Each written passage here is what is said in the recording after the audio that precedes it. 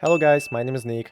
Today I would like to show you how to increase RAM for Affinity Designer 2. So first of all, you need to open Affinity Designer 2 and at the top left you can find the edit button. Just click on it and at the very bottom of this list find the settings option. Click on it or you can use the shortcut. Okay, and now just go to performance.